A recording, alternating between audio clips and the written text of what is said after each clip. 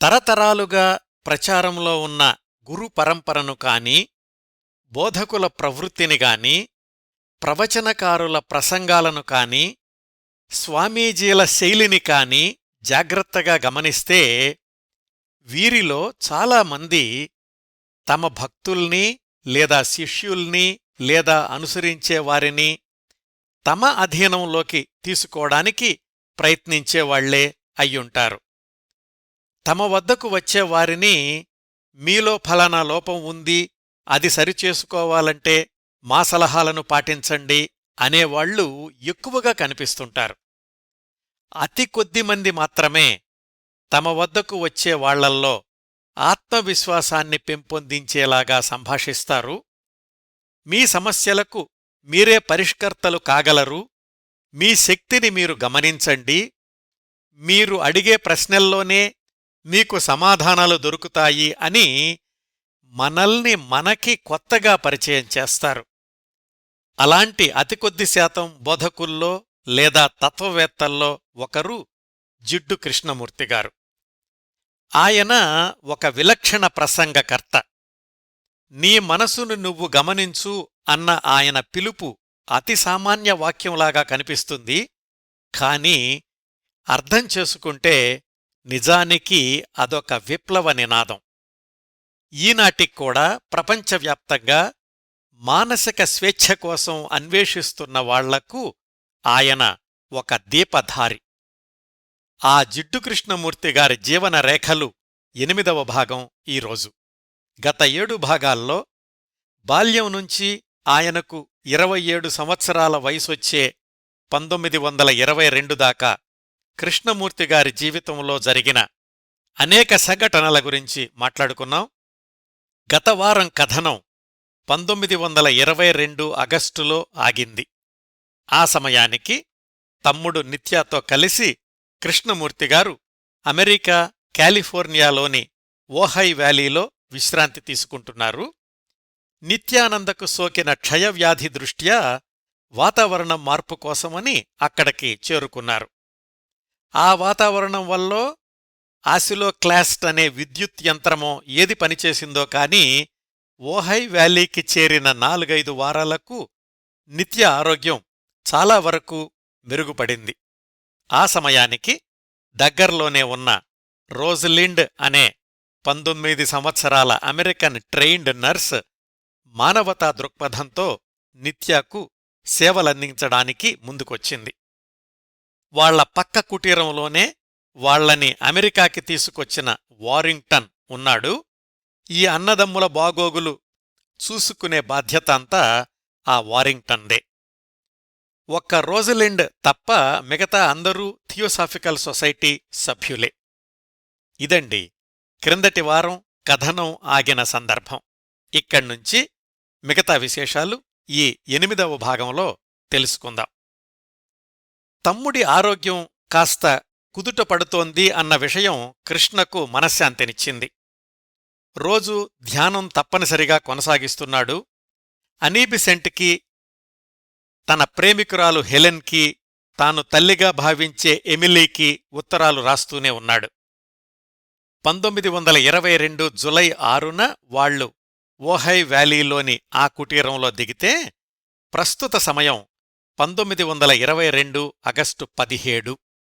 ఆ తరువాత 3 రోజుల్లో కృష్ణమూర్తిగారి జీవితంలో ఒక అద్భుతమైన ప్రక్రియ జరిగింది. దాన్నే ఆంగ్లంలో ప్రాసెస్ అన్నారు థియోసాఫిస్టులు. మాయా, మంత్రం, మార్మికం, అతీంద్రియం, వర్ణించనలవి కాని పరిణామం ఏదైనా అనుకోవచ్చు. కృష్ణమూర్తిగారి జీవన ప్రయాణంలో ఇదొక ప్రత్యేకమైన అధ్యాయం.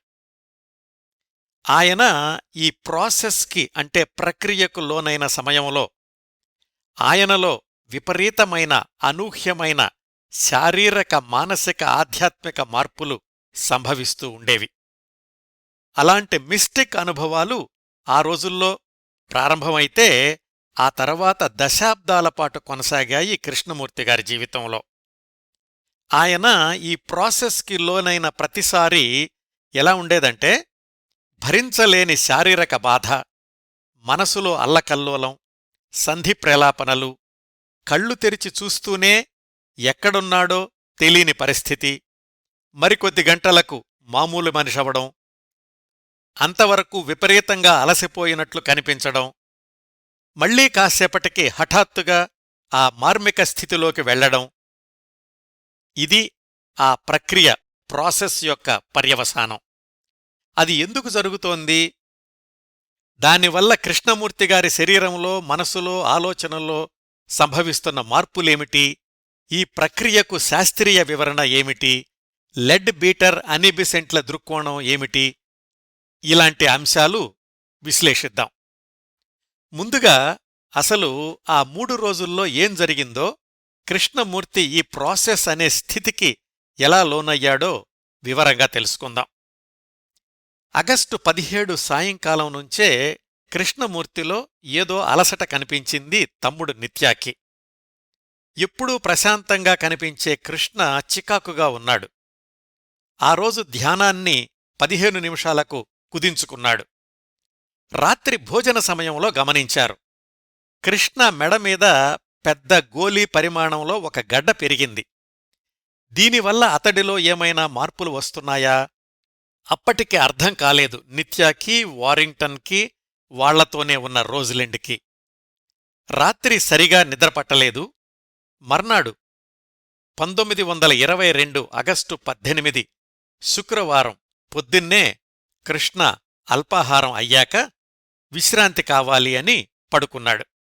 సాధారణంగా ఆ సమయంలో తోటలోకి వాహ్యాళ్ళకి వెళ్తాడు. బహుశా మెడమీద గడ్డ వల్ల నొప్పిగా ఉందేమో, అందుకని పడుకున్నాడేమో అనుకున్నారు. ఎందుకైనా మంచిదని వారింగ్టన్ కృష్ణ పడుకున్న గదిలోనే కుర్చీలో కూర్చుని పుస్తకం చదువుకుంటున్నాడు. రోజలిండ్, నిత్యాలు బయట వరండాలో కూర్చున్నారు. రోజలిండ్ సేవలు చేయడం ప్రారంభించిన గత నెల రోజుల్లో నిత్యాకి ఆ అమ్మాయంటే ఏదో తెలీని అభిమానం ఏర్పడింది. బయటపడి చెప్పుకోకపోయినా రోజలిండ్ సమక్షంలో చురుగ్గా, చలాకీగా ఉండేవాడు నిత్య. ఈరోజు అలాగే రోజలిండ్తో కబుర్లు చెప్తున్నాడు వరండాలో. కృష్ణ గదిలో ఉన్న వారింగ్టన్ కంగారుగా పిలవడంతో రోజలిండ్ లోపలికెళ్ళింది. మంచం మీద కృష్ణ బాధతో మెలికలు తిరుగుతున్నాడు. బిగ్గరగా మూలుగుతున్నాడు. రోజలిండ్ అతడి పక్కనే కూర్చుని పరిస్థితి అంచనా వేసే క్రమంలో ఏమైంది అని అడిగింది కృష్ణాని. ఏదో చెప్తున్నాడు, కాని మాటల్లో స్పష్టత లేదు. కృష్ణ మూలగడం ఎక్కువయింది. చలిజ్వరం వచ్చినవాడికి మళ్ళే వణుకుతున్నాడు. పళ్ళు కొరుక్కుంటున్నాడు.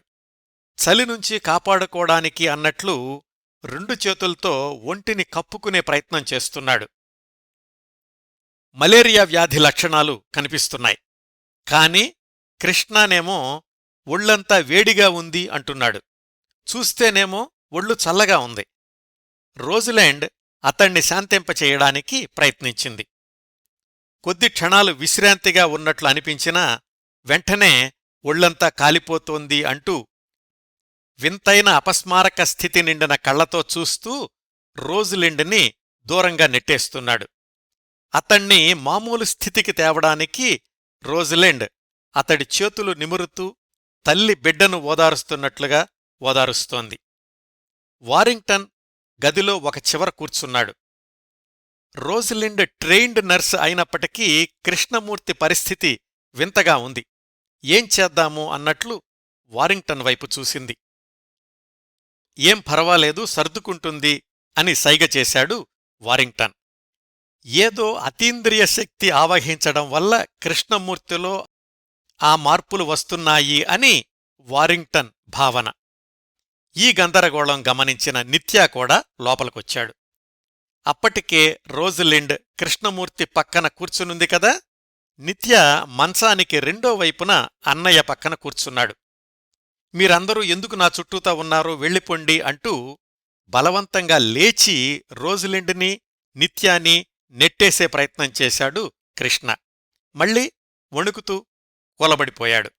సగం స్పృహలో మాత్రమే ఉన్నట్లు నిత్య, రోజలిండులకు తెలిసింది. ఉన్నట్టుండి తనలో తాను మాట్లాడుకోవడం మొదలుపెట్టాడు. తను అప్పుడు అడయార్లో ఉన్నాననుకుంటున్నాడు. అక్కడి కార్యకర్తలతో మాట్లాడుతున్నానని భ్రమిస్తున్నాడు. ఏమిటా శబ్దం, భరించలేకపోతున్నాను, శబ్దం చెయ్యకండి అంటున్నాడు. అది కిటికీ తెరలు గాలికి కదిలిన చిరు సవ్వడి, దూరంగా తోటలో ఎవళ్ళో పనిచేస్తున్న శబ్దం. కిటికీలు మూసేశారు. మూలుగుతూ ఉన్నప్పుడు రోజులిండిని పక్కన కూర్చోమంటున్నాడు. మళ్ళా మెలకువ రాగానే వెళ్ళిపొమ్మని తోసేస్తున్నాడు. అతడు వర్తమానంలో కాని స్పృహలో కాని లేడని అర్థమయ్యింది వాళ్ల ముగ్గురికి. ఈ పరిస్థితి దాదాపు మధ్యాహ్నం దాకా కొనసాగింది. భోజన సమయానికి కాస్త ప్రశాంతంగా ఉన్నాడు. రోజులిండ్ భోజనం తీసుకెళ్లి తినిపించింది కృష్ణాకి. ఏం మాట్లాడడం లేదు కాని అంతవరకు కొనసాగిన రెస్ట్లెస్నెస్ లేదు. మూలగడం, వణకడం కొంచెం తగ్గింది. కళ్ళు మూసుకుని పడుకున్నాడు. నిత్య, రోజులిండ్, వారింగ్టన్లు కూడా భోజనం చేశారు. అంతసేపు ప్రశాంతంగానే పడుకునే ఉన్నాడు కృష్ణమూర్తి. వాళ్ల భోజనాలైన 5 నిమిషాలకు మళ్లీ మూలగడం, వణకడం, సంధి ప్రేలాపనలు మొదలయ్యాయి. సాయంకాలం దాకా అదే పరిస్థితి. కృష్ణమూర్తిని ప్రశాంతంగా ఉంచడానికి రోజులిండ్ ఒక్కర్తే చెయ్యగలిగినంత సేవ చేస్తోంది. విచిత్రంగా రాత్రి భోజన సమయానికి మళ్లీ మామూలయ్యాడు. కాని తనలో తాను ఏదో జరుగుతోంది అని వాళ్లకు చెప్పలేకపోతున్నాడు. రాత్రి నిద్రలో కూడా అదే పరిస్థితి. మర్నాడు 1922 ఆగస్టు 19 శనివారం పొద్దున్నే స్నానం చేయగానే మళ్లీ అదే పరిస్థితి. నిన్నటికంటే తక్కువ స్పృహలో ఉన్నాడు ఈరోజు. ఒకదానికొకటి సంబంధం లేని మాటలు ఎక్కువయ్యాయి. ఆశ్చర్యకరంగా రోజులిండ్ భోజన సమయానికి మళ్లీ కాసేపు మామూలుగా ఉంటున్నాడు. మిగతా సమయంలో రోజంతా మూలగడం, బాధతో మెలితిరిగిపోవడం. ఎలాగో ఆ శనివారం గడిచింది. ఆదివారం 1922 ఆగస్టు 20. ఆ రోజు వాళ్లొక పతాక సన్నివేశాన్ని చూడబోతున్నామని ముందుగా ఎవరూ అనుకోలేదు. గత 3 రోజులుగా వారింగ్టన్, నిత్య, రోజులిండ్లు భావోద్వేగాలను నియంత్రించుకుని ప్రశాంతంగా ఉండడానికి ప్రయత్నిస్తున్నారు. రోజులిండ్ కృష్ణమూర్తి పక్కనే ఉంటూ అవసరమైనప్పుడు సహాయం చేస్తూ, వద్దు అన్నప్పుడు అతణ్ణి ఒంటరిగా వదిలేస్తూ సేవలు చేస్తోంది. ఆమె వయసు 19 అయినప్పటికీ దివ్యజ్ఞాన సమాజ సభ్యురాలు కాకపోయినా ఆ 3 రోజులు అద్భుతమైన తల్లి పాత్ర పోషించింది. ఆదివారం మధ్యాహ్నం నుంచి కృష్ణ పరిస్థితి మరింత దిగజారెద్ది. అనూహ్యమైన మార్పులు ఎక్కువయ్యాయి. పొంతనలేని చర్యలు అధికమయ్యాయి. క్రమంగా స్పృహ తగ్గుతూ వచ్చింది. వణకడం కాస్త తగ్గింది అనుకోగానే అడయార్ గురించి, అక్కడి వ్యక్తుల గురించి మాట్లాడుతున్నాడు. నేనిండియా వెళ్ళిపోవాలి, ఇప్పుడెక్కడున్నాను, నన్నిక్కడికెందుకు తీసుకొచ్చారు అని కేకలేస్తున్నాడు. గదిలో ఏమాత్రం అలికిడి వినిపించినా మంచం మీద నుంచి లేస్తున్నాడు. అందుకని అతని గదిలోకి వెళ్లాలంటే ముందుగా చెప్పి వెళ్లాల్సొస్తోంది. సాయంకాలం 6 గంటలకి భోజన సమయానికి తుఫాను ముందరి ప్రశాంతత అలముకుంది. తనూ తిన్నాడు, కాస్త శాంతించాడు కృష్ణమూర్తి. అకస్మాత్తుగా ఇల్లంతా ఒక భయంకరమైన శక్తితో నిండిపోయినట్లనిపించింది. మరలా కృష్ణ తనని ఇంకేదో శక్తి ఆవహించినట్లుగా ప్రవర్తిస్తున్నాడు. ఎవర్నీ దగ్గరకు రానివ్వడం లేదు. మంచం మురికిగా ఉందని, గదంతా మురికిగా ఉందని, ఇల్లంతా మురికిగా ఉందని, మీరంతా మురికి మనుషులు అంటూ కేకలేయడం మొదలుపెట్టాడు. మంచం దిగి గదిలో ఒక మూల చీకట్లో కూర్చుని నేను ఇండియాకి వెళ్ళిపోవాలి, అక్కడ అడవుల్లోకి వెళ్ళిపోవాలి అంటున్నాడు. అకస్మాత్తుగా లేచి ఒక్కణ్ణే బయటకు నడకకు వెళ్తానన్నాడు. రాత్రిపూట ఒక్కళ్లే వెళ్లడం మంచిది కాదు అని నిత్య, వారింగ్టన్లు వారించారు. సరే, ఏకాంతాన్ని కోరుకుంటున్నాడు కదా అని వీళ్లు ముగ్గురూ బయట వరండాలోకి వచ్చి కూర్చున్నారు. ఏం చెయ్యాలో తెలియడం లేదు. గత 3 రోజుల కంటే ఈరోజు ఇంకా భిన్నంగా ఉంది. రోజులిండ్ తను నర్సింగ్ శిక్షణలో నేర్చుకున్న విధానాలన్నింటినీ ఉపయోగిస్తోంది. హఠాత్తుగా కృష్ణమూర్తి గదిలో నుంచి బయటకొచ్చాడు. చేతిలో దిండు ఉంది. వీళ్లకు వీలైనంత దగ్గర్లో కూర్చున్నాడు కాని ఈసారి అతడి మాటల్లో స్పష్టత లేదు.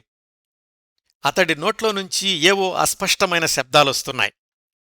అప్పటి దృశ్యం ఎలా ఉందంటే, రోజ్లిండ్, నిత్య వాళ్ళిద్దరూ కుర్చీలో కూర్చునున్నారు. వారింగ్టన్, అతడికి సహాయంగా వచ్చిన వాల్టన్ అనే మిత్రుడు వాళ్ళిద్దరూ ఎదురుగుండా బెంచిమీద కూర్చున్నారు. కృష్ణ వీళ్లకి కొద్ది గజాల దూరంలో నేలమీద దిండు పట్టుకుని కూర్చునున్నాడు. అతడి చూపులు దేనికోసమో అన్వేషిస్తున్నాయి. సూర్యుడు అస్తమించి గంట దాటింది. కృష్ణ తప్ప మిగతా నలుగురు దూరంగా కొండలవైపు చూస్తున్నారు. ఏదో మహత్తరమైన సంఘటన జరగడానికి సూచనగా ఆ కుటీరం పరిసర ప్రాంతాల్లో భయంకరమైన నిశ్శబ్దం ఆవరించి ఉంది. ఆ వరండాకి కొద్ది గజాల దూరంలో అప్పుడప్పుడే ఎదుగుతున్న ఒక పెప్పర్ చెట్టు ఉంది. బాగా ఎదిగితే విశాలమైన మర్రిచెట్టులాగా కొమ్మలతో, గుబురాకులతో ఉంటుంది ఆ చెట్టు. కాని ప్రస్తుతానికి ఇంకా నేలకి కొద్ది అడుగుల ఎత్తులో ఉంది. లేత ఆకులు సువాసన వెదజల్లుతూ సంధ్యాకాంతుల్లో వింత అందాలతో మెరిసిపోతోంది ఆ పెప్పర్ చెట్టు. ఎందుకనిపించిందో కాని వారింగ్టన్ కృష్ణతోటి ఆ చెట్టు కింద కూర్చుంటావా అని అడిగాడు నెమ్మదిగా. మొదట్లో ఇష్టం లేనట్లు శూన్యంలోకి చూశాడు కాని కొద్ది క్షణాల్లోనే తనంతట తనే నడుచుకుంటూ వెళ్లి ఆ చెట్టు కింద కూర్చున్నాడు కృష్ణమూర్తి. చీకట్లు దట్టమయ్యాయి. ఆకాశంలో నక్షత్రాలు మెరుస్తున్నాయి. వరండాలో నలుగురు తర్వాత ఏం జరగబోతోందో అని సస్పెన్స్ సినిమా చూస్తున్నట్లుగా ఉన్నారు. కృష్ణ ఆ పెప్పర్ చెట్టు కింద కూర్చుని మొదట్లో తనలో తాను ఏదో మాట్లాడుకున్నాడు కాని వెంటనే నన్ను ముందే ఇక్కడికెందుకు పంపించలేదు అన్నాడు. ఈసారి స్పష్టంగా. కొద్ది క్షణాల నిశ్శబ్దం. ఉన్నట్టుండి కృష్ణ మంత్రాలు స్పష్టంగా చదవడం మొదలుపెట్టాడు. అడయార్లో ప్రార్థనా మందిరములో చదివే మంత్రాలు అవి. గత 3 రోజులుగా సరిగా తిండి కూడా తినకుండా బాధతో మెలికలు తిరిగిన దేహం, అస్పష్టమైన తీవ్రమైన ఘర్షణకు గురైన అంతరంగం ఇప్పుడు ఈ క్షణంలో ఏదో స్థిరత్వాన్ని పొందినట్లు అనిపించింది. బోధివృక్షం కింద కూర్చున్న గౌతమ బుద్ధుడిలాగా ఉన్నాడు పెప్పర్ చెట్టు కింద ధ్యానముద్రలో కూర్చున్న కృష్ణమూర్తి. వరండాలో ఉన్న నలుగురు ఆ చెట్టువైపు తదేకంగా చూస్తున్నారు. ఆ చెట్టు పైన హఠాత్తుగా నేలకు దిగిన ఒక నక్షత్రం ప్రకాశించడం నిత్యాకు కనిపించింది. అప్పటికే దశాబ్దం పైగా కృష్ణమూర్తి దేహంలో అతీంద్రియ గురువు వస్తాడు అని ప్రచారం జరుగుతోంది కాబట్టి నిత్య వారింగ్టన్లకు కృష్ణ శరీరం ఆ అతీంద్రియ మహాపురుషుడి కోసం సిద్ధమవుతోంది అనిపించింది. ఆ ప్రదేశమంతా ఒక దివ్యత్వంతో నిండినట్లు అనిపించింది వాళ్లకు. అతీంద్రియ ప్రభువు స్వయంగా కృష్ణ కోసం వచ్చాడని నిత్యాకు నమ్మకం కలిగింది. కాని అతడి కంటికి ఏమీ కనిపించలేదు. అయితే కృష్ణ కోసం వచ్చిన బోధిసత్వుడు లార్డ్ మైత్రేయ రోజ్లిండ్ కళ్లకు భౌతికంగా కనిపించారట. ఆమె వీళ్ళిద్దరితోటి మీరాయన చూస్తున్నారా అంది ఉద్విగ్నతతో. ఆమె నిష్కల్మషమైన అంతరంగం వల్ల ఆమెకు లార్డ్ మైత్రేయ ప్రత్యక్షంగా కనిపించాడు అనిపించింది నిత్యాకు. ఆమె ముఖంలో 1,00,000 నక్షత్రాల కాంతి. ఆ ప్రభువు రోజ్లిండ్ వైపు తిరిగి ఏదో మాట్లాడినట్లున్నాడు. ఆమె నేను చేస్తాను అంది బిగ్గరగా. దూరం నుంచి గాంధర్వ సంగీతం వినిపించింది ఆ ముగ్గురికి. లార్డ్ మైత్రేయ చుట్టూ ఇంకా చాలామంది దివ్యపురుషులు ఉన్నట్లు తోచింది వాళ్లకు. రోజ్లిండ్ వాళ్లందర్నీ చూస్తూ ఆనందంతో వణుకుతూ ఏడ్చింది. ఒక అరగంటసేపు ఈ వింత విచిత్ర అలౌకిక దృశ్య వైభవం కొనసాగింది. అతను వస్తున్నాడు, వెళ్ళి పట్టుకోండి అంటూ అరిచి కుర్చీలో కూలబడిపోయింది రోజ్లిండ్. కృష్ణమూర్తి ఆ పెప్పర్ చెట్టు కింద నుంచి లేచి నడిచి వస్తుంటే అతడి చుట్టూతా ఒక ధవళకాంతి పుంజం కనిపించింది నిత్యాకు, వారింగ్టన్కు.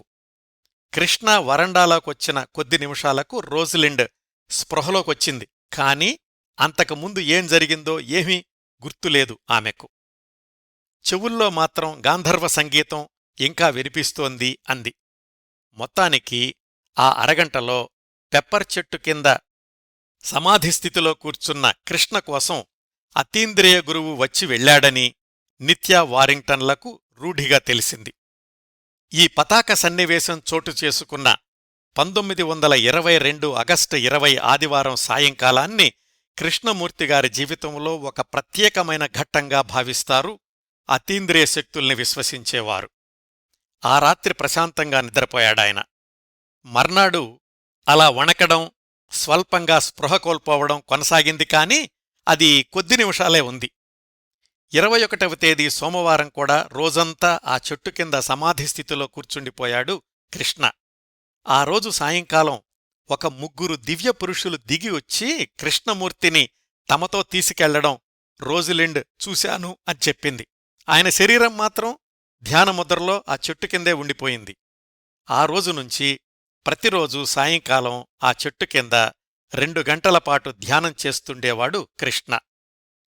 3 రోజులు అనుభవించిన నొప్పి, బాధ, సగం సగం స్పృహ కోల్పోవడం ఆ తర్వాత 2 వారాల వరకు లేవు.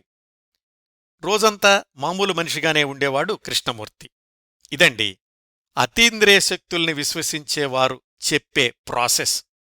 కృష్ణమూర్తి తొలిసారి దానికి ప్రభావితుడైన విధానం. అయితే ఇది ఆ రోజుతోటి ఆగిపోలేదు.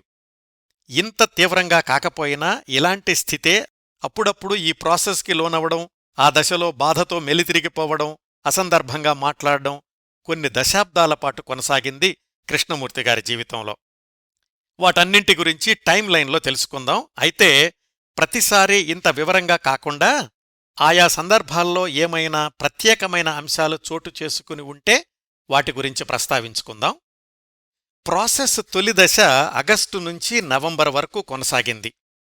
సెప్టెంబర్, అక్టోబర్ నెలల్లో కూడా 2-3 రోజులకోసారి, లేకపోతే వరుసగా 2 రోజులు కొన్నిసార్లు ఈ ప్రాసెస్ అనే ప్రక్రియకు గురయ్యారు కృష్ణమూర్తి. ఆ సమయంలో కృష్ణమూర్తి అనుభవించిన బాధ మామూలు మనుషులు భరించగలిగేది కాదు అనుకున్నారు నిత్యా వారింగ్టన్. ఆ 2 నెలల్లో ఈ ప్రాసెస్కి లోనైన సమయంలో కృష్ణమూర్తిలో సంభవించిన కొన్ని మార్పులు ఏమిటంటే, కొన్నిసార్లు తనకి సేవ చేస్తున్న రోజులిండ్ని తన తల్లి అని భ్రమించేవాడు. అమ్మతో మాట్లాడినట్టుగా మాట్లాడేవాడు. కొన్నిసార్లేమో ఒళ్లంతా నిప్పుల్లో కాలిపోతోందని కేకలు పెడుతూ నీళ్లల్లో దూకుతాను అంటూ ఎక్కడుంటే అక్కడ దబాల్న పడిపోతుండేవాడు. అందుకని అలాంటి సమయంలో కృష్ణని ఒక చాప మీద పడుకోబెట్టడానికి జాగ్రత్తలు తీసుకున్నారు నిత్యా, రోజలిండ్. కృష్ణ అనుభవించే ఆ బాధను గమనిస్తుంటే నిజంగానే మంటల్లో మాడిపోయే వ్యక్తి గుర్తొచ్చేవాడు వాళ్లకి. చాలాసార్లు వెలుతురు భరించలేకపోయేవాడు. అందుకని ఆయనుండే గదిని ఎప్పుడూ చీకటిగా ఉంచడానికి ప్రయత్నించేవాళ్లు. మెడమీద కణితిలాగా మొదలైన నొప్పి కొన్నిసార్లు వెన్నెముక పొడవునా, మరికొన్నిసార్లు కళ్లల్లోనూ ఉంది అని కేకలేస్తుండేవాడు. కొన్నిసార్లు రాత్రి సమయాల్లో ఈ ప్రాసెస్కి లోనైనప్పుడు ఎవరో తనతో మాట్లాడ్డానికి వచ్చినట్లు ప్రవర్తించి వాళ్లతో సంభాషిస్తూ ఉండేవాడు. మిగతా వాళ్లకు కృష్ణ ఎవరితో మాట్లాడుతున్నాడో ఏమాత్రం తెలిసేది కాదు. ఆ దశ పూర్తయ్యాక కృష్ణ మాట్లాడుతూ వాళ్ళొచ్చారు, వాళ్ళిలా చెప్పారు అంటుండేవాడు. ఆ వాళ్ళు ఎవరో వీళ్లకు మాత్రం తెలీదు. కొన్నిసార్లు సాయంకాలం పూట ప్రకటిస్తూ ఉండేవాడు, ఈ రాత్రి భయంకరంగా ఉండబోతోందనిపిస్తోంది అని. కొన్నిసార్లు తనలో తనే కృష్ణ ఇక్కడే ఉండు, ఎక్కడికి వెళ్లొద్దు అనుకుంటూ ఉండేవాడు. అంటే తనలో తాను ఎక్కడికో వెళ్ళిపోతున్నట్లుగా భావిస్తూ ఉండేవాడు. ఎక్కువసార్లు ఈ ప్రాసెస్ అనే ప్రక్రియ సాయంకాలం 6-9 మధ్యలో ఎదురవుతూ ఉండేది. అదంతా అయిపోయాక రాత్రి 9ంటికి మిగతా వాళ్లతో కలిసి పాలు తాగుతుండేవాడు. అంతకు ముందు జరిగిన సంఘటనలన్నీ మిగతా వాళ్లు చెప్తుంటే అవేమీ తనకు తెలియనట్లు వినేవాడు. కొన్నిసార్లు ఎవరో వచ్చి తన శిరస్సుని 2గా చీలుస్తున్న భావనకు లోనయ్యేవాడు. వద్దు, నా తల చీల్చకండి, భరించలేను అంటూ బిగ్గరగా అరుస్తుండేవాడు. కొన్నిసార్లు రోజులిండిని చూసి, అమ్మా, నాకిన్ని బాధలెందుకు కల్పిస్తున్నావు? ఈ బాధలను అనుభవించడానికే నన్ను భూమ్మీదికి తీసుకొచ్చావా అంటుండేవాడు. చిన్నప్పుడు జరిగిన సంఘటనల్ని తన తల్లితో పంచుకుంటున్నట్లుగా రోజులిండ్కి చెప్తుండేవాడు. తల్లి చనిపోయిన దృశ్యాన్ని గుర్తుచేసుకుంటూ, అమ్మా, ఆ రోజు నీకు చెప్పాను కదా డాక్టర్ ఇచ్చిన మందు తీసుకోవద్దని, ఆ మందులో ఏదో విషం ఉంది, అందుకే చనిపోయావమ్మా, నాన్న నీమీద తెల్ల వస్త్రం ఎందుకు కప్పాడు, ఇలా అంటుండేవాడు రోజలిండ్తోనే. ఇవండి ఆ 2 నెలల్లో కృష్ణ ప్రాసెస్కి గురైనప్పుడు చోటు చేసుకున్న కొన్ని సంఘటనలు. ఈ ప్రాసెస్ అయిపోయాక మామూలుగానే ఉండేవాడు. ఇది దాదాపుగా నవంబర్ చివరిదాకా కొనసాగింది.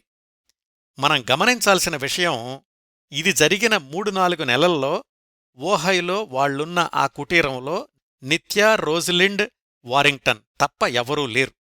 లెడ్ బీటరేమో ఆస్ట్రేలియాలో ఉన్నాడు, అనీ బిసెంట్ అడయారులో ఉంది. నిత్య ప్రతిరోజూ జరుగుతున్న పరిణామాల్ని ఒక నోట్సులాగా రాస్తూ ఉండేవాడు. కృష్ణ కూడా ఈ ప్రాసెస్ నుంచి బయటకొచ్చిన మర్నాడు గుర్తున్న వాటిని పుస్తకంలో రాసేవాడు. వారింగ్టన్ కూడా తన వర్షం తను రాసుకునేవాడు. ఈ ముగ్గురూ తమ నోట్సుల్ని లెడ్ బీటర్కి, అనిబిసెంట్కి పంపిస్తుండేవాళ్లు. కృష్ణకు ఎందుకిలా జరుగుతోంది అన్న విషయంలో వాళ్ళిద్దరూ కూడా ఇతమిద్ధంగా ఏమీ చెప్పలేకపోయారు. అయితే లెడ్ బీటర్ మాత్రం 1922 డిసెంబర్లో కృష్ణకు రాసిన ఉత్తరంలో, నీకు 3వ దీక్ష పూర్తయింది, ఇంతవరకు నీకు జరిగిన ప్రాసెస్ అదే అని రాశాడు.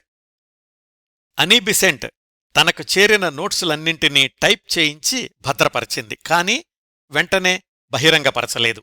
వాటిని సరైన సమయంలో బయటపెట్టాలి అనేది ఆమె ప్రణాళిక. ఇంకా రోజలిండ్ సంగతి. నిత్యాకు సేవ చేయడానికి వచ్చే ముందు వరకు ఆమెకు దివ్యజ్ఞాన సమాజంతో పరిచయం లేదు. ఇప్పుడు ఈ 3 నెలల్లో కృష్ణమూర్తికి జరిగిన ప్రాసెస్ని చూశాక ఆమె కూడా దివ్యజ్ఞాన సభ్యులు చెప్పే వాటిని విశ్వసించడం మొదలుపెట్టింది. దివ్యజ్ఞాన సమాజంలో ఇలాంటి అతీంద్రియ అనుభవాలకు గురవడం కానీ, చూడడం గాని సంభవించడాన్ని ప్రొబేషన్ అనేవాళ్లట. ఈ 3 నెలల్లో కృష్ణమూర్తి పక్కనే ఉండి సేవ చేసిన రోజలిండ్కి అతీంద్రియ గురువులు ప్రొబేషన్ స్థితిని అనుగ్రహించారు అని చెప్పాడు లెడ్ బీటర్ తన ఉత్తరంలో. ఇంకా ఇదంతా వింటున్న మీలో చాలామందికి చాలా సందేహాలు వచ్చుంటాయి కదా, ఇదంతా నిజంగా జరిగిందా, దీన్ని ఎలా అర్థం చేసుకోవాలి, వగైరా వగైరా. ఈ సంఘటనలన్నింటినీ 2 కోణాల్లో చూద్దామండి. దివ్యజ్ఞాన సమాజపు అతీంద్రియ గురువుల్ని విశ్వసించేవాళ్లు, కృష్ణమూర్తి దివ్యపురుషుడు అని అంగీకరించిన వాళ్లు నమ్మేదేమిటంటే, ఇదంతా కృష్ణమూర్తి జగద్గురువు కావడానికి జరుగుతున్న సంసిద్ధతలో ఒక భాగం. ఆ లార్డ్ మైత్రేయ అప్పుడప్పుడు వచ్చి కృష్ణమూర్తి శరీరాన్ని పరీక్షించి వెళ్తున్నాడు అని. మరికొంతమంది నమ్మేది కృష్ణమూర్తిలో కుండలినీ శక్తి బయటకొచ్చే క్రమంలో జరిగిన పరిణామాలు అవన్నీ అని. ఇంకొంతమంది నమ్మేది 1910-12 సంవత్సరాల్లో కృష్ణమూర్తికి ప్రథమ, ద్వితీయ దీక్షలు జరిగినప్పుడు లెడ్ బీటర్ వాటిని ముందుండి నడిపించాడు. ఇప్పుడు 1922లో జరిగిన ఈ సంఘటనలు ఎవరి ప్రోద్బలమూ లేకుండానే జరిగాయి. అప్రయత్నంగా కృష్ణమూర్తిగారికి సంభవించిన ఈ ప్రాసెస్లు ఆయనలోని ప్రత్యేకతను చాటి చెప్తున్నాయి. తరువాతి రోజుల్లో ఆయన దివ్యజ్ఞాన సమాజానికి దూరమయ్యాక కూడా ఒంటరిగా ప్రయాణిస్తూ అనేక మందిని ప్రభావితం చేశారు అంటే ఆయనకు కొనసాగిన ఈ ప్రాసెస్లు కూడా ఒక కారణం అని కొంతమంది నమ్మకం. ఇంకా ఈ సంఘటనలకు 2వ కోణం. ముందే చెప్పాను కదా, దివ్యజ్ఞాన సమాజంలోని అనుభవాలన్నీ కూడా తర్కానికి అందని విశ్వాసాలు అని. అయినా కాని వాటిని శాస్త్రీయ దృక్పథంతో విశ్లేషించాలని ప్రయత్నించేవాళ్లు చెప్పేది, కృష్ణమూర్తిగారికి ఆ రోజుల్లో జరిగిన ఈ అనుభవాలన్నీ నెర్వస్ బ్రేక్డౌన్ లక్షణాలు, లేదా ఒక రకమైన మూర్ఛవ్యాధి లక్షణాలు, లేదా మానసిక సమస్యలు అని. నిజంగానే తన శరీరంలో అంత తీవ్రమైన భరించలేని నొప్పి, బాధ ఉండి ఉంటే కొద్ది గంటల్లోనే అవన్నీ మాయమైపోయి మామూలు మనిషిగా ఎలా ఉండగలడు? అందుచేత ఆ బాధ, నొప్పి అనేవి కూడా మానసిక సమస్యే అయ్యుండొచ్చు అని వ్యాఖ్యానిస్తారు కొంతమంది. ఇంతకీ ఆ సమయంలో నిత్యాకి టీబీ అని తెలిసినప్పుడు డాక్టర్ దగ్గరకు తీసుకెళ్లారు కదా, మరి కృష్ణమూర్తి అన్ని రోజులు అంత బాధపడుతుంటే వైద్యుడి దగ్గరకు ఎందుకు తీసుకెళ్లలేదు అని కొంతమంది సందేహం. దీనికి సమీప సమాధానాలు కూడా ఎక్కడా ఎవ్వరూ గ్రంథస్థం చెయ్యలేదు. రోజలిండ్ కుమార్తె రాధా రాజగోపాల్ రాసిన పుస్తకంలో మాత్రం ఈ కోణాన్ని ప్రస్తావిస్తూ ఆ రోజులకే ఆధునిక మానసిక సమస్యలకు చికిత్స, మందులు వచ్చాయి, వాటిని ఉపయోగించి ఉంటే ఫలితాలు వేరే విధంగా ఉండేవి అని. దివ్యజ్ఞాన సభ్యులు రాసిన పుస్తకాలు, వ్యాసాలు అన్నింటిలో ఉన్న కారణం మాత్రం కృష్ణమూర్తిగారికి అతీంద్రియ గురువు ఆవహించబోయే ముందు జరిగిన దివ్యానుభవాలే అవన్నీ అని. ఈ సంఘటనలన్నీ ఎవరి విశ్వాసానికి తగినట్లుగా వారు అన్వయించుకోవచ్చండి. ఇంకా 1922లో కృష్ణమూర్తి ఈ ప్రాసెస్కి గురైన సమయాల్లో కొన్ని రోజులు మామూలుగానే ఉండేవాళ్లు అని చెప్పాను కదా. అలా ఆయన సాధారణ స్థితిలో ఉండగా 1922లోనే జరిగిన 1-2 సంఘటనల గురించి తెలుసుకుందాం. వాళ్లు నివసించే ఓహై వ్యాలీకి హాలీవుడ్డు, లాసెంజల్సు 80 మైళ్ల దూరంలో ఉంటుంది అని క్రిందటి భాగంలో చెప్పాను కదా. 1922 సెప్టెంబర్ 5న హాలీవుడ్లో జీసస్ క్రైస్ట్ గురించిన నాటక ప్రదర్శన జరుగుతోంది అని తెలిసి దానికి హాజరయ్యారు అన్నదమ్ములిద్దరూ. అంతకు ముందు వరకు ఈ ప్రాసెస్సు నొప్పులతో అలసిపోయి ఉండడం వల్ల కాస్త ఆటవిడుపుగా ఉంటుందని వాళ్ళిద్దరినీ అక్కడికి వెళ్లే ఏర్పాటు చేశాడు వారింగ్టన్. ఆ నాటకం అయిపోయాక కృష్ణమూర్తి తమ్ముడితో చెప్పాడు, జీసస్ క్రైస్ట్ పాత్రధారి వేదిక మీద కనిపించినప్పుడల్లా నా ఒంట్లో ఏవో తెలీని ప్రకంపనలు చెలరేగాయి, అవి తీవ్రతరమై స్పృహ కోల్పోతానేమో అనిపించింది, బలవంతాన నిగ్రహించుకోగలిగాను అని. దివ్యజ్ఞాన సమాజం వాళ్లు విశ్వసించే అతీంద్రియ గురువు లార్డ్ మైత్రేయాలో బుద్ధుడి అంశతో పాటుగా క్రీస్తు అంశ కూడా ఉంటుందని వాళ్ల నమ్మకం. బహుశా అందువల్ల కూడా కృష్ణమూర్తి జీసస్ క్రైస్ట్ నాటకం చూస్తూ ఆ అనుభూతికి లోనై ఉండొచ్చు. ఆ రోజుల్లోనే అన్నదమ్ములిద్దరూ లాస్ ఏంజల్స్కి వెళ్లిన రెండో సందర్భం అక్టోబర్ 26న. అది కూడా నిత్య టీబీ చికిత్స గురించి. క్రిందటి భాగంలో తెలుసుకున్నాం కదా, సర్వరోగ నివారిణి డబ్బా యంత్రం వాడకం వల్ల నిత్యాకు టీబీ నెమ్మదించింది అని ఆ డాక్టర్ చెప్పాడు అని. ఇప్పుడు 2-3 నెలల పాటు కృష్ణ ప్రాసెస్కి లోనైన సందర్భాల్లో రాత్రంతా మెలకువగా ఉండి అన్నయ్యకు సేవ చెయ్యడం, అన్నయ్య ఆరోగ్యం గురించిన ఆందోళనతోటి నిత్యాకు మళ్లీ ఆరోగ్యం దెబ్బతింది.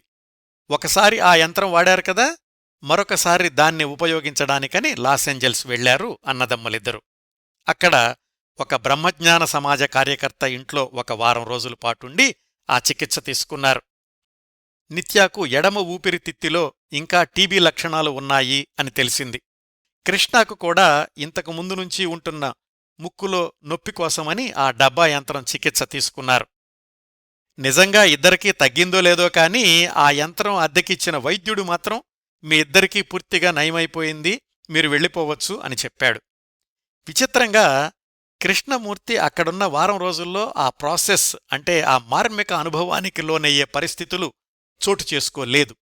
అయితే ఒక సందేహాస్పదమైన అంశం ఏమిటంటే, ఎలాగూ ఎవరో ఒక డాక్టర్ దగ్గరికి వెళ్లారు కదా, మరి కృష్ణకు తరచూ వస్తున్న బాధ, నొప్పి, స్పృహ కోల్పోవడం, అసంబద్ధంగా మాట్లాడడం, వీటికి చికిత్స తీసుకోవడం గురించి డాక్టర్తో చర్చించకపోవడం. బహుశా కృష్ణానిత్యాలు కూడా ఆ స్థితిని వైద్య సమస్య అనే కోణంలో కాకుండా అతీంద్రియ అనుభవం అన్న కోణంలోనే చూడడం కారణమయ్యుండొచ్చు. ఏదేమైనా 1922వ సంవత్సరం చివరికొచ్చేసరికి కృష్ణమూర్తి ఆ ప్రాసెస్కి లోనవ్వడం అనేది దాదాపుగా తగ్గిపోయింది అని చెప్పుకోవచ్చు. అలా గడిచిందండి 1922వ సంవత్సరం నిత్య, కృష్ణాల జీవన ప్రయాణంలో. ఒక్కసారి వెనక్కి తిరిగి ఆ సంవత్సరంలో జరిగిన సంఘటనల్ని సమీక్షించుకుంటే, ఆ సంవత్సరం మొదట్లోనే తండ్రిని, కుటుంబ సభ్యుల్ని మద్రాసులో కలుసుకున్నారు. ఆ తరువాత ఆస్ట్రేలియాలో పర్యటించారు, అమెరికా వచ్చారు, రోజలిండ్తో పరిచయం జరిగింది, నిత్యాకు సర్వరోగ నివారణ యంత్రం ద్వారా చికిత్స జరిగింది. కృష్ణ ఈ ప్రాసెస్ అనబడే ఒక మార్మిక అతీంద్రియ అనుభవాలకు తరచూ లోనవ్వడం మొదలయ్యింది.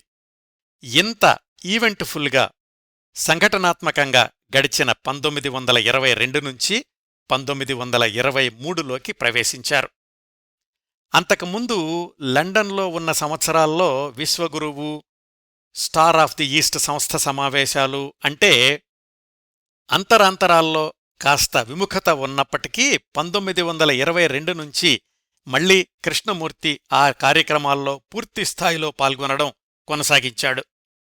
1923 ప్రారంభంలో స్టార్ సంస్థ కోసం, థియోసాఫికల్ సొసైటీ కోసం తీవ్రంగా పనిచేయడం మొదలుపెట్టాడు కృష్ణమూర్తి. అనేక దేశాల నుంచి వచ్చే ఉత్తరాలకు సమాధానాలు ఇస్తూ కాలిఫోర్నియాలో ఆ సంస్థను బలోపేతం చెయ్యడంలో తీరిక లేకుండా ఉండేవాడు. సంస్థాగత పత్రికకు సంపాదకీయాలు కూడా రాస్తూ ఉండేవాడు. ఇంతకు ముందులాగా రోజూ కాకపోయినా తరచూ వస్తూ ఉండేది రోజ్లిండ్. ఆమె పట్ల నిత్యా ఎక్కువ ఆసక్తి చూపిస్తూ ఉండేవాడు. ఆ రోజుల్లోనే చోటు చేసుకున్న ఒక ఆసక్తికరమైన సంఘటన ఏమిటంటే 1923 ఫిబ్రవరిలో కృష్ణ నిత్యాలు ఉంటున్న ఆ కుటీరము, 6 ఎకరాల తోటలు అమ్మకానికొచ్చాయి. కృష్ణ అనీబిసెంట్కి ఉత్తరం రాశాడు. ఈ తోటలు మనమే కొనేస్తే బావుంటుంది, నా అంతట నాకుగా అతీంద్రియ అనుభవాలు అంటే ప్రాసెస్ కూడా ఇక్కడే ఆరంభమయ్యింది కదా, ఈ పరిసరాలతో నాకు ప్రత్యేకమైన అనుబంధం ఉన్నట్లు అనిపిస్తోంది అని. లండన్లో మిస్ డాడ్జ్ అనే ఆవిడ కృష్ణా నిత్యాలకు ఆర్థిక సహాయం చేస్తుండేది అని గత భాగాల్లో తెలుసుకున్నాం కదా. ఇప్పుడు అమెరికాలో ఈ స్థలం, దానిలోని ఇళ్ళు కొనడానికి కూడా ఆమె సహాయం చేసింది. అయితే అప్పటికీ కృష్ణా నిత్యాలు ఇద్దరూ అమెరికన్ పౌరులు కాదు. పైగా ఆధ్యాత్మిక మార్గంలో ఉన్న తన పేరున ఆస్తులేమీ ఉండకూడదు అని కృష్ణ నిర్ణయం. అందుకని అన్నదమ్ముల పేర్లు కలిసొచ్చేలాగా బ్రదర్స్ ట్రస్ట్ అనే సంస్థను మొదలుపెట్టి దాని పేరు మీద ఆ ఆస్తిని రిజిస్ట్రేషన్ చేయించుకున్నారు. కృష్ణా నిత్యాలు ఉంటున్న కుటీరం పక్కనే పెద్ద ఇంటికి ఆర్యవిహార్ అని పేరు పెట్టుకున్నారు. ఆ విధంగా అనుకోకుండా స్వల్ప మజిలీ అని అమెరికా చేరుకున్న 7 నెలల్లోనే 6 ఎకరాల ఆవరణను కొనుగోలు చెయ్యగలిగారు అన్నదమ్ములిద్దరూ. కృష్ణమూర్తి అంటే కాబోయే జగద్గురువు నివసించబోయే ఆ స్థలానికి మరింత భద్రత కావాలని తర్వాత రోజుల్లో ఆ 6 ఎకరాలకి ఆనుకుని ఉన్న మరొక 7 ఎకరాలు కూడా ట్రస్ట్ తరఫున కొనుగోలు చేశారు. దానిక్కూడా మిస్ డాడ్జే ఆర్థిక సహకారం అందించింది.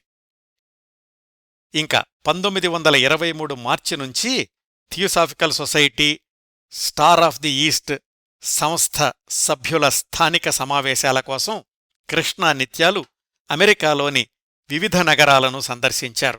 Kansas City, Detroit, Rochester, Washington నగరాలన్నీ తిరిగి మే 27-30 తేదీల మధ్యలో చికాగోలో జరిగిన థియోసాఫికల్ సొసైటీ అంతర్జాతీయ సమావేశానికి హాజరయ్యారు.